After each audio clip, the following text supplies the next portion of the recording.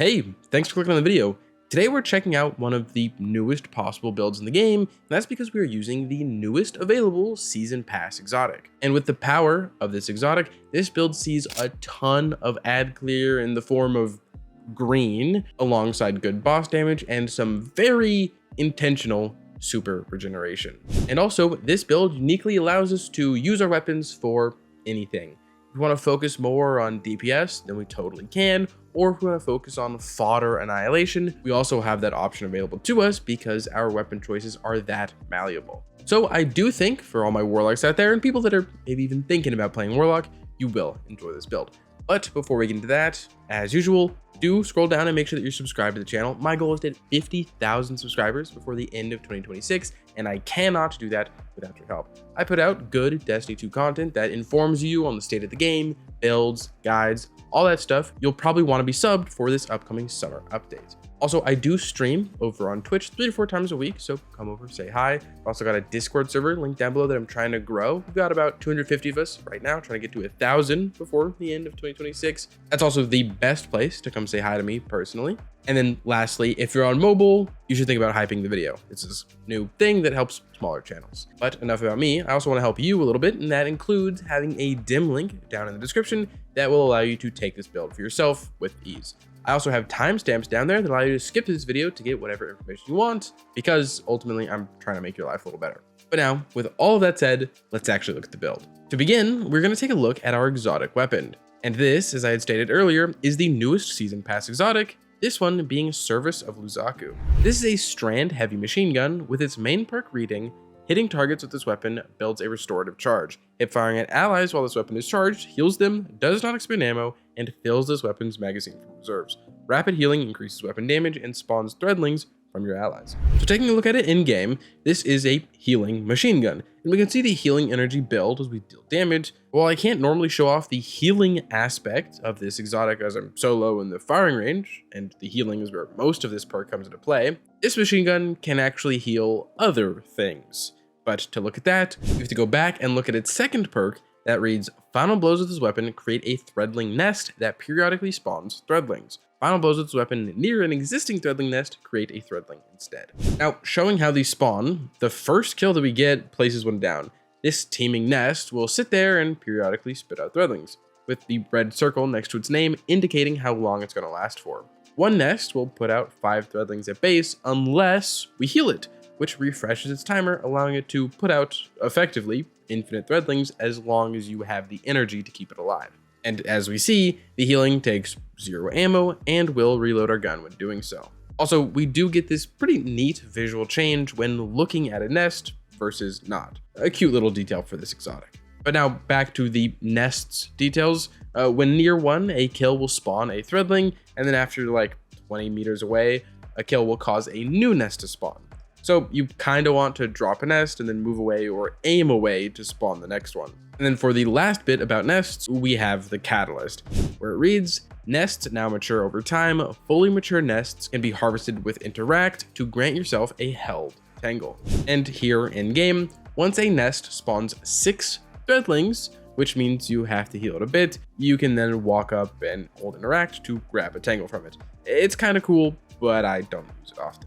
But that's actually it for the exotic weapon in this build. The machine gun has massive ad clear potential with threadlings spawning everywhere, and as a machine gun, it just deals good damage at base. But we can still improve this weapon a lot.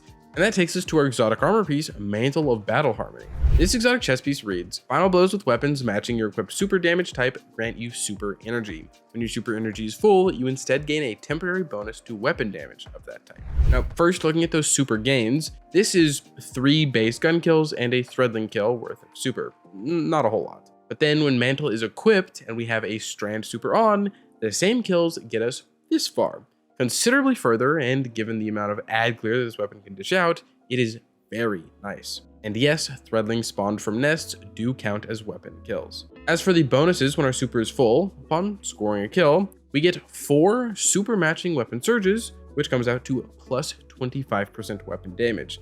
And this also improves our threadlings damage too. Like I said, they count as weapon damage. So every threadling that this exotic spawns is getting that buff and scoring us more super.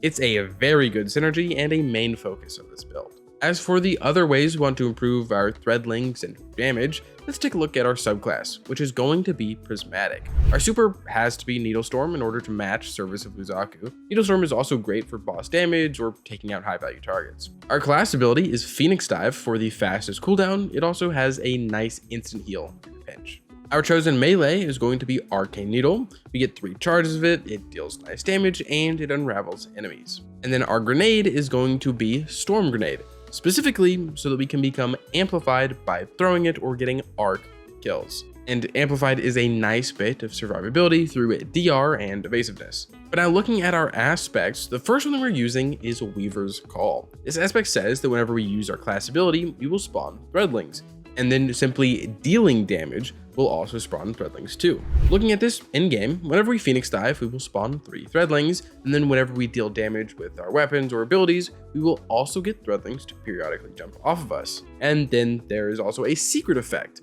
where threadling damage refunds a bit of our class ability. We can see that most easily when using our class ability. So this aspect effectively translates into us spawning a ton of threadlings all the time.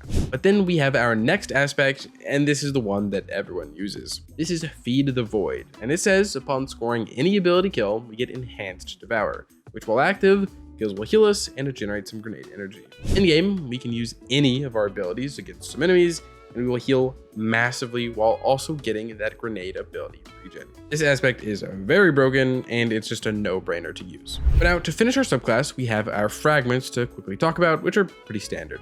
First is Facet of Hope that says while you have an elemental buff, your class ability regenerates more quickly. This essentially means that while we have Devour or Amplified or anything, we can Phoenix Dive more often, which means more threadlings. Next, we use Facet of Protection, which just gives us some damage resist when near 3 or more enemies, which is like all the time. Then we have Facet of Dominance, which will allow our Void grenades to weaken and our Arc grenades to jolt. We use a Storm grenade, so that's jolting, and then when we're Transcendent, the Void grenade there weakens. Then we use Facet of Purpose, which will give us some super dependent survivability whenever we pick up an orb. In the case of this build, we get some Woven Mail whenever we pick up an orb, which is a ton more damage resist, coming out to plus 40%, stacking with the other sources of this build. And then lastly, for a just in case kind of thing, we have Facet of Dawn, which will make us radiant whenever we deal powered melee damage. This is pretty good for dealing with barrier champions or just increasing your damage against bosses. Now coming out of our subclass, this is the point in the video where I want to talk to you about our other weapon options. Considering the fact that we're focusing this build on a heavy machine gun, we don't really need to worry about dealing with ads or taking care of slightly higher than normal health bars. So that leaves our kinetic and energy slots open for whatever we want. The best combo that I found was Mint Retrograde in the kinetic slot with Uncivil Discourse in the energy slot. Personally, this was just for the current champion mod, so I can take care of overloads and barriers easily, but you can use whatever you want. At the very least, I would recommend some type of rocket pulse rifle, just so you deal really good boss damage outside of your heavy machine gun. And if you can, try to make it Mint Retrograde, because that will also benefit from the surges that Mantle of Battle Harmony is giving you. But like with most of my recent builds, you can use whatever you want. Moving on now, we have our armor details to cover, with the first pit stop being our armor stats. Our major focus in this build is going to be our weapon stat. Up to 100, this will increase our damage against rank and file enemies, and then above 100, it increases our weapon damage against bosses, and gives us a linear % increase in having our ammo bricks be increased in size. And considering that we're using a heavy weapon for a lot of the time, having a lot of heavy ammo helps us. Our next focus though is super, that way we have the shortest cooldown on that to synergize with Mantle of Battle Harmony more. Then our last 2 focuses are class and grenade, just so we can spam those abilities on cooldown faster than normal. Now before being done with armor, we have our armor mods, and on the helmet we run 1 heavy ammo finder for more ammo, a strand siphon to make orbs with Service of Uzaku and any other strand weapons we have equipped, and then a dynamo so that whenever we use our class ability we get a little chunk of super energy too. Our arms get a firepower so that we get orbs from grenade kills, and then 2 bolstering detonations so that grenade damage gives us a bit of class ability energy. Our chest piece gets resist and a strand ammo generation mod, or ammo. Our legs get a recuperation and an absolution, so orbs give us health and some ability regen for all 3 abilities, and then a strand scavenger for even more ammo. And then lastly, we got our class item with a powerful attraction to suck up orbs with our dive, a special finisher to make ammo, and then a proximity ward to become invincible when doing that finisher. Now, the next and final topic before we cover how to pilot this build, we have the artifact. And the current artifact is all about Void and Arc, so we really don't have much. I think the best we do have is Elemental Siphon that will cause our Service of Uzaku to create tangles sometimes. So now with everything covered, let's talk the gameplay loop. And most engagements begin with us wanting to get at least one ability kill. This could be done by throwing a grenade or using our melee charges or even Phoenix diving to spawn threadlings. These kills will then give us Devour, which is our best source of survivability in this build.